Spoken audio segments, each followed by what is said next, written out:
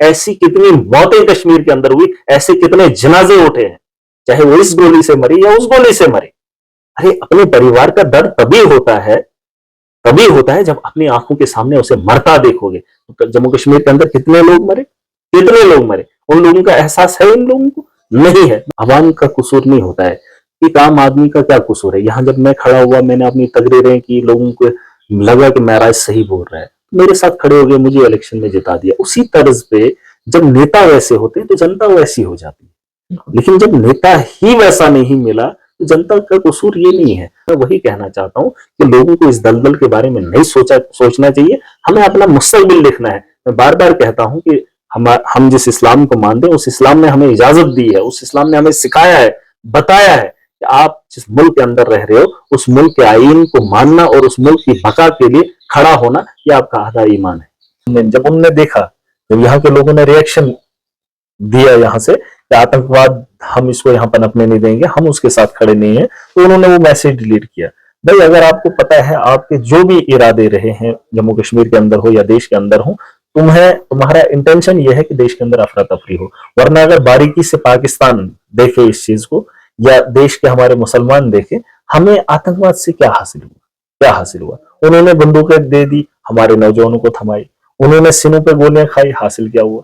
आज हमारी जो कुछ तंजीमें हैं मुसलमानों की, है ना, वो मुसलमान जो आतंकवाद को सपोर्ट करते थे, खुला सपोर्ट करते थे, उन्होंने गरीबों के बच्चों को जो है हथियार थमवा दिया, और आज वही कह रहे हैं 30 साल के बाद हम राजनीति करेंगे।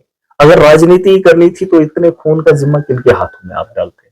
आपके हाथ जो है खून से रंगे हुए हैं, और आज आप इस दौर के अंदर कह रहे हैं कि अब हम राजनीति करेंगे, अब आप देश की राजनीति करेंगे। देखिए, जम्मू कश्मीर के अंदर जितनी भी पॉलिटिकल पार्टीज है वो हिंदुस्तान के आइन को मानती है, लेकिन कुछ लोग हैं जिनको भड़काने के लिए रखा है और ये लोग अपनी राजनीति कर रहे हैं। मेरे सब इस वक्त पूरी बात मुझे करने दीजिए, क्योंकि ये समझने वाली बात है। मुझे जम्मू कश्मीर के लोग, मुसलमान तबका, मुझे बताइए कि आप जो कह रहे हो, आपके जो लीडर हैं सबके टाई अप हिंदुस्तान के साथ है, अच्छे हैं, अच्छे संबंध रहे हैं और आज भी है, हिंदुस्तान के आइन को मानते हैं, लेकिन एक गरीब आदमी वो क्यों नहीं ये बात सोचता है? इनको जब फर्क नहीं पड़ता, इनके नेताओं को फर्क नहीं पड़ता, उसको क्या फर्क पड़ रहा है?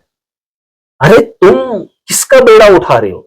जिन लोगों के कंधों पे तुमने जिम्मेदारियां दी हैं वो तो अलग रास्ते पे हैं, और तुम्हें दूसरे रास्ते पे चला कर क्या हासिल करना चाहते हैं? देखिए, मैं दो लफ्जों में कहूंगा, मैं भी जम्मू कश्मीर का एक नागरिक हूं, मैं मुसलमान हूं, लेकिन ये हालात मैंने देखे हैं। मैंने कई बार तकरीरें की है कि एक बंदूक से तुम किसी मुल्क को नहीं तोड़ सकते हो, और जिसके आका, जिनके नेता अपने उन लोगों के साथ खड़े कभी हुए ही नहीं, उनके बच्चे कभी आतंकवाद का हिस्सा बने ही नहीं।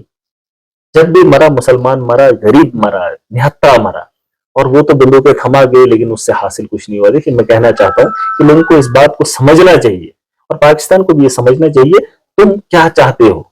तुम्हारे से कुछ नहीं हुआ, ना होगा, बस इतना हुआ, मुसलमानों के माथे पे धब्बा लगा और मुसलमानों के नौजवान इस वक्त जेलों के अंदर हैं। मैंने सख्त लफ्जों में मजम्मत की। मैं इसलिए करता हूं क्योंकि ये जो 10 लोग आते हैं, 5 लोग आते हैं या 100 लोग आते हैं, यहाँ के अमन में दखल अंदाजी करते हैं, और अपने साथ कहीं एक जगह फायर होता है, हजारों नौजवान उसका शिकार होते हैं, हजारों, जिनका दूर दूर का वास्ता आतंकवाद से, जिसने आतंकवादी देखा ही नहीं, जिसने बंदूक कभी देखी ही नहीं हो, और उस आदमी को परेशान किया जा रहा है। क्या ये उन लोगों को उस परेशानी से निकाल पाए इतने साल? अगर तुमने यहाँ जलीलो खवार किया है लोगों को, अब तुम किस उम्मीद से आ रहे हो?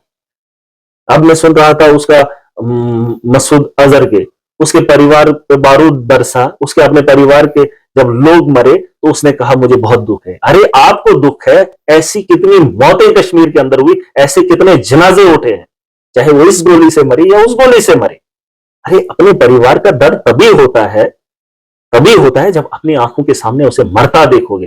तो जम्मू कश्मीर के अंदर कितने लोग मरे, उन लोगों का एहसास है इन लोगों को? नहीं है। मैं वही कहना चाहता हूं कि लोगों को इस दलदल के बारे में नहीं सोचना चाहिए, हमें अपना मुस्तकबिल लिखना है। मैं बार बार कहता हूं कि हम जिस इस्लाम को मानते हैं उस इस्लाम ने हमें इजाजत दी है, उस इस्लाम ने हमें सिखाया है, बताया है कि आप जिस मुल्क के अंदर रह रहे हो उस मुल्क के आईन को मानना और उस मुल्क की बका के लिए खड़ा होना, यह आपका आधा ईमान है।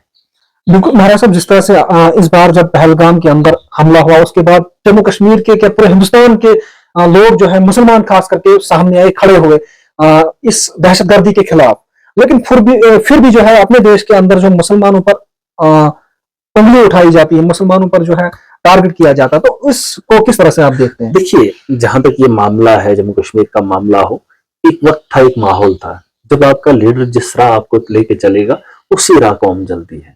अवाम का कसूर नहीं होता है, एक आम आदमी का क्या कसूर है। यहाँ जब मैं खड़ा हुआ, मैंने अपनी तकरीरें की, लोगों को लगा कि मेरा सही बोल रहा है, मेरे साथ खड़े हो गए, मुझे इलेक्शन में जिता दिया। उसी तर्ज पे जब नेता वैसे होते हैं तो जनता वैसी हो जाती है, लेकिन जब नेता ही वैसा नहीं मिला तो जनता का कसूर ये नहीं है।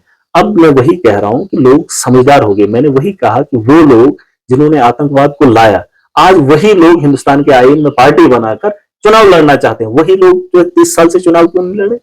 लड़ना चाहिए था ना उन लोगों को। अगर उन्होंने तब नहीं लड़ा, 30 साल खून रेजी करने के बाद हासिल क्या किया उन लोगों ने? 30 साल के बाद उन्हें समझ आई कि हमें चुनाव लड़ना चाहिए। यही काम अगर तब हुआ होता तो आज ये माहौल यहां पर ऐसा नहीं होता। और पाकिस्तान क्या करेगा हमारा भला? क्या करेगा? अगर उसको करना ही होता, अभी तो जंग हो ही रही थी, क्या कर रहे हो? कुछ भी नहीं, बस 10 आदमियों को फिर से भेजेगा, फिर जम्मू कश्मीर के अंदर। और उसने मसूद अजहर ने कहा है इसका बदला मैं लूंगा। क्या लेगा? पार्लियामेंट में हमला करवाएगा, किसी ने हत्या को गोली मरवाएगा, फिर से वही आतंक का माहौल बनाएगा। इससे क्या हल होगा? अरे अगर आपको लड़नी है, आप तो आतंकवाद से खुद भी लड़ रहे हो पाकिस्तान के अंदर। आप पहले अपने पाकिस्तान को ठीक कीजिए। आपके मुल्क के अंदर रिगिंग हुई, आपका लीडर पाकिस्तान की जेल के अंदर है, अडालिया पता नहीं क्या नाम है उसका, जेल है, 804 नंबर कैदी है। क्यों है वो पाकिस्तान? और पाकिस्तान का हम लोगों का सगा हो सकता है जिनका लीडर जेल के अंदर है? प्राइम मिनिस्टर लीडर, जिनका लीडर वो पाकिस्तान हम लोगों की बात कर सकता है। हम लोगों को इस दलदल से निकालने की बात कर रहे हैं। अरे तुम तो खुद दलदल में फंसे हो, तुम्हारा लीडर तुमने जेल में डाल रखा है, और वो जो नवाज शरीफ उसका चेला चपेटा उनको तुमने बिठा दिया है, जो अमेरिका के इशारों पे चलते हैं। तुम किसकी बात कर रहे हो? और उन लोगों से उम्मीद कर रहे हो आप कि वो जम्मू कश्मीर के मुसलमानों की कोई किसी का खैर खा नहीं है, वो जमीन के ख्वाहिशमंद है, जमीन का चप्पा होने चाहिए, क्योंकि वो जमीन आधी से ज्यादा चाइना को बेच रही है। आधी बेच दी है, अब इसको भी बेचने का इंतजाम है इनके पास। तो वो जो पाक ऑक्युपाइड कश्मीर है, वहां पे क्या हालात हैं? गिलगिट बलूचिस्तान के अंदर क्या हालात हैं? आपस में लोगों को मारा जा रहा है।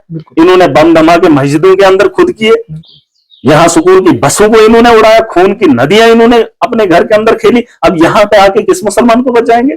देखिए, ये लोग सिर्फ राजनीति कर रहे हैं, सियासत कर रहे हैं, और सियासत के लिए इनको अगर कुछ अखाड़ा चाहिए ना, अगर इनको मुसलमानों को बचाना है, पाकिस्तान को मेरी बात बता दो, तुम पाकिस्तान के मुसलमानों का तहफ्फुज करो। जिन पाकिस्तान के लोगों का वोट तुमने चोरी किया, जिसकी रिगिंग हुई है, दुनिया उसकी गवाह है, और इमरान खान को तुमने जेल की सलाखों के अंदर डाला, और तुम उम्मीद करोगे कि आप लोग हमारे बारे में, तुम किसी का भला नहीं कर सकते हो। तुम्हें जहां से पैसा मिलता है, तुम पैसे के खेल के लिए कुछ भी करोगे और किसी को भी बलि का बकरा बनाओगे।